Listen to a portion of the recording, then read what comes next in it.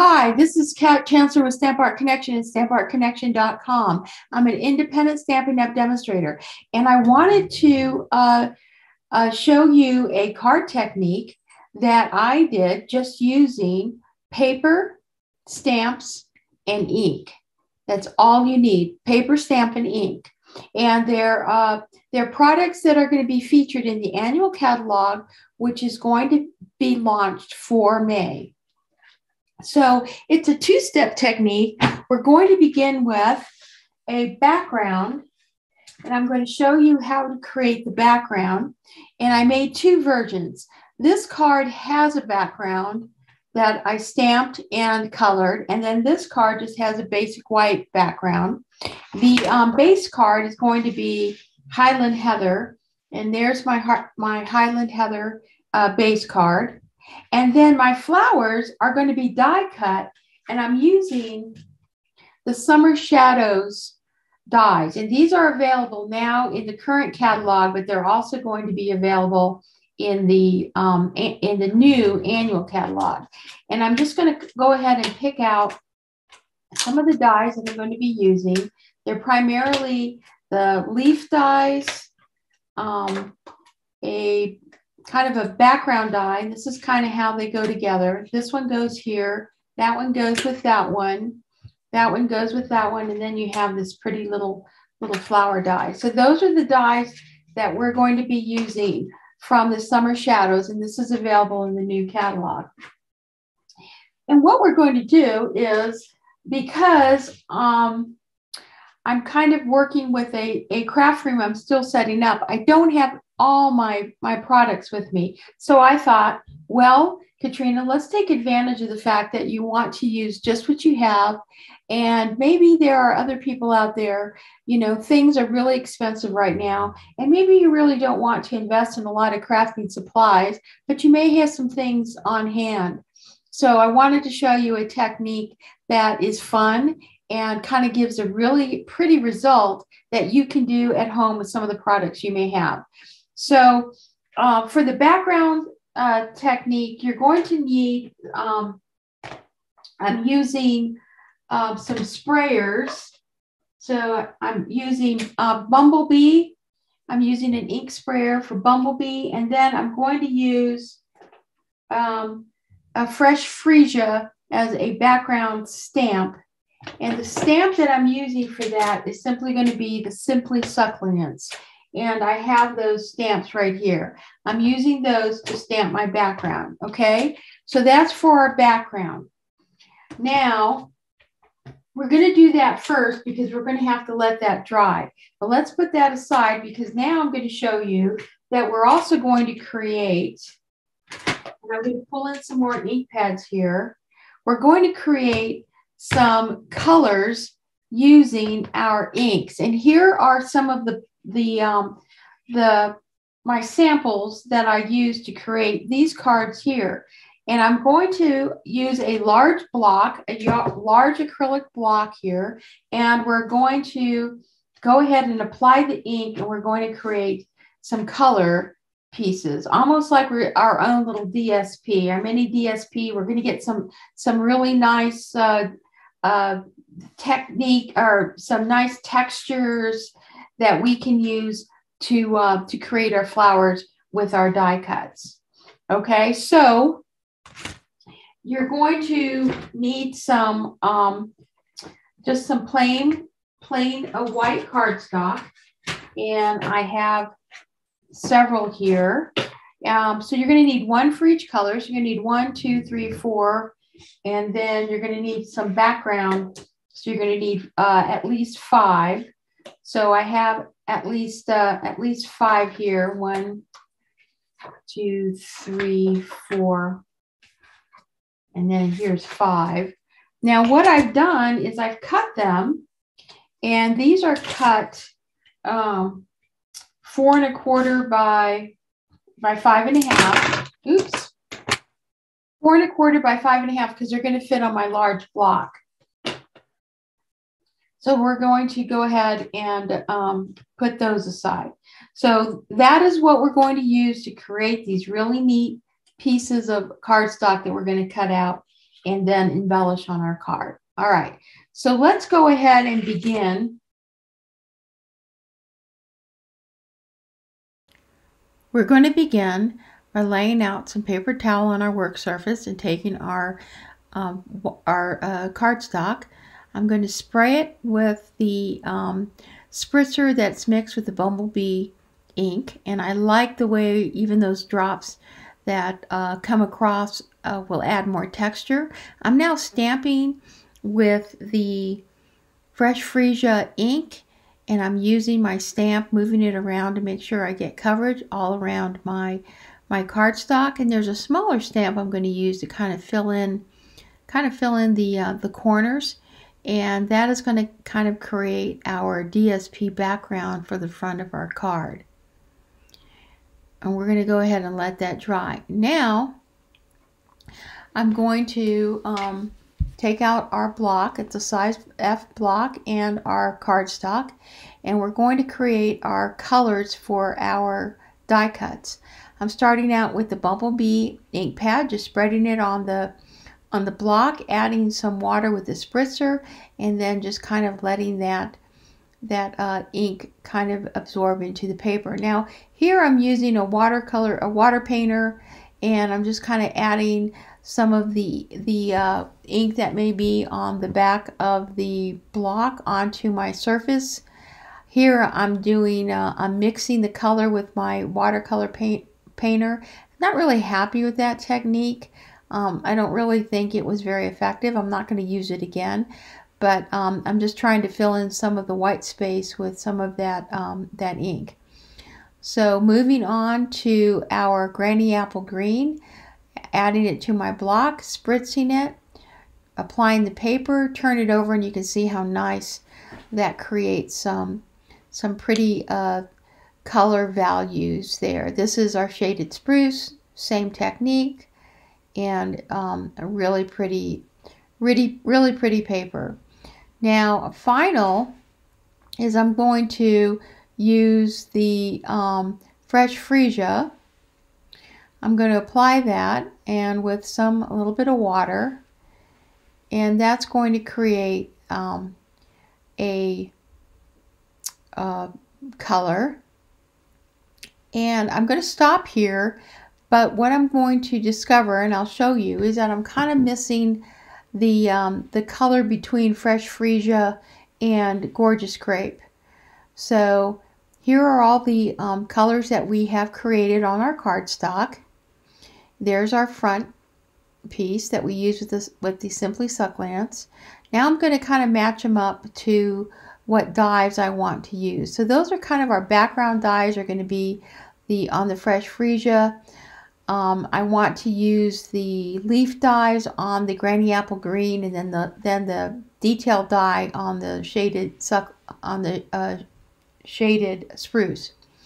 But I'm missing that intermediary color. So I'm going to create another piece of cardstock. I've spread my Fresh Freesia, and I'm using a little bit of the Gorgeous Grape, and I'm now going to spray that with the water and let that blend. And I want to kind of mix it. Now I'm going to lift my block, and I'm going to drag my block across the cardstock, and that's going to mix it even more. Now that's going to give me that mediary color, and there I'm showing the intermediary color between the Fresh Freesia and the Gorgeous Grape that I can use for my detailed flower dies. So there are all our pieces. I'm using my heat gun to dry, and I simply can turn them around on the back, and as soon as they're dry, they kind of flatten out. So it's not hard to do. And now that I've got all of them dry, now we're going to go ahead and begin cutting. So I'm going to clean off my work area. I have my this wonderful mat that I'm using for my die cut machine, and it is available on my favorites. I'll have the link. It is a best ever craft mat, and it keeps your anything on your crafting surface from moving around, whether it's your die cut machine or even some cardstock. So I'm going to use the Fresh Freesia. I'm going to put my the large dies, and we're going to cut those out first. on our die cut machine. That's going to be our first layer for our flowers. Now we're using that pretty paper that's kind of a combination between the fresh freesia and the gorgeous grape. That's going to be our detailed flower. Now I think my die kind of moved a little bit. I'm going to have to recut that detailed die piece because it kind of moved and cut over itself, so it wasn't a complete cut. So I had to redo that. I'm using the gorgeous grape piece for our little flower die, and then here is our granny apple green. I'm going to cut 4 of these because we're going to use them as the background for the detailed leaf dies that we're going to cut out using the shaded spruce. But we're also going to stick just some of the those plain leaf pieces in our flower arrangement when we start to assemble our card. Here's our shaded spruce. I'm cutting those detailed leaf dies, and I only need 2 of those for this card. And lastly, I'm going to cut a background piece for the flower on this bumblebee because that's going to be kind of our anchor piece that's going to go in the middle of our arrangement. So now that we've completed cutting all our die pieces, we're going to have to assemble some of our flowers. But you can see just how really pretty this paper turned out using this coloring technique, and you can make lots of more flowers. There's our front piece. It's going to go on our Highland Heather. But in arranging our flowers, I'm kind of laying out the pieces. We're going to put the detailed die on our base colors there, and I'm going to also just to add a little extra contrast with the colors, I'm just taking a sponge dauber with the gorgeous grape and I'm just kind of daubing some of the edges so I can have a better contrast as I assemble these. So I'm going to use my fine tip glue pen, and I'm going to ensure that all the shards are out of my pieces, and I'm just going to kind of focus on the center of this and kind of spread my glue, and these pieces align very nicely. You can kind of see how the dies align as well. If you're ever confused about how to align them, just play with your die a little bit and then just use your fine tip glue. Now I love the fine tip glue for these kind of assembly, because if there's a little bit of glue that seeps out, this glue is not tacky like your multi-purpose glue. So you just really get a very sure adhesion, but without any tackiness should the glue kind of seep out. So never forget to close your fine tip glue nozzle, otherwise you will ruin it. I'm taking my Highland Heather, and we're going to go ahead and use the score piece to create our base card. And now I'm going to have to cut our base layer, and that is going to be cut 5 1/4 by 4, and it's going to be put on our base cardstock. Now I want to pick some ribbon, but I also wanted to point out that I did use some textured embossing folders just to kind of create another layer of texture. I don't know what ribbon to use, so I'm going to lay out some different ribbons. Here's the Bumblebee Gingham ribbon. I've also have the Fresh Freesia sheer ribbon and the Gorgeous Grape ribbon. And I'm just kind of laying my pieces out to see which ribbon kind of looks best with the colors that we created. And in this case, I'm going to pick the Gorgeous Grape sheer ribbon. Just simply tie it in a knot. I think it's about a 9-inch piece that I like to use that will go around a card that's about 5 1/2. And then I just kind of snip it, and I'm going to hold the ribbon in place with some snail, but the only way that you can really securely adhere the ribbon to the back of your cardstock is by using tear tape. So I put tear tape along the edge of the cardstock to kind of lock in that ribbon piece, But after I take off the adhesive strip, I'm going to also use some multi-purpose glue to make sure that the entire piece is going to seat nicely on my card, because it was kind of bowing a little bit. Now we're going to work on our arrangement. I'm just kind of loosely arranging things. I'm using that bumblebee piece as kind of my anchor piece, with just a piece using a little dab of multi-purpose glue, and kind of set the focal point for the arrangement.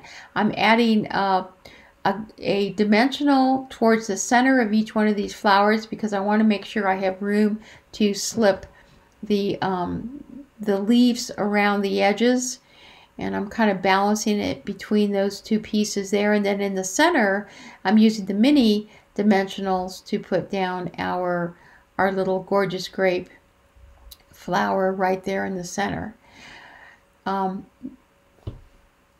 you can kind of see how that's balanced. I'm now going to kind of arrange my leaves, and I kind of like the way that is balanced between the shaded spruce on one end and there on the left, and then the other piece there on the bottom right. And then I'm just going to go ahead and stick another piece there in the middle, just to kind of add some balance. Now what I'm going to do is I'm going to take some iridescent gems, and these are available in the current catalog as well as the new catalog that is going to be open for May, and add those to the center of our two flowers. And that's really all you need. It's just really pretty. It just adds some nice sparkle. I also had a little butterfly, brass butterfly, I'm just going to add just for added interest there, and it kind of balances it out. So there you go, a simple paper and ink coloring technique to create your own DSP, each unique for creating flowers using the summer shadow dyes and coordinating with embellishments and ribbons and gems. A simple yet uniquely beautiful result. Please visit my blog for all the details for this project, and visit my products link that's going to be below for other ideas on products. And don't forget to like, subscribe, and share this video.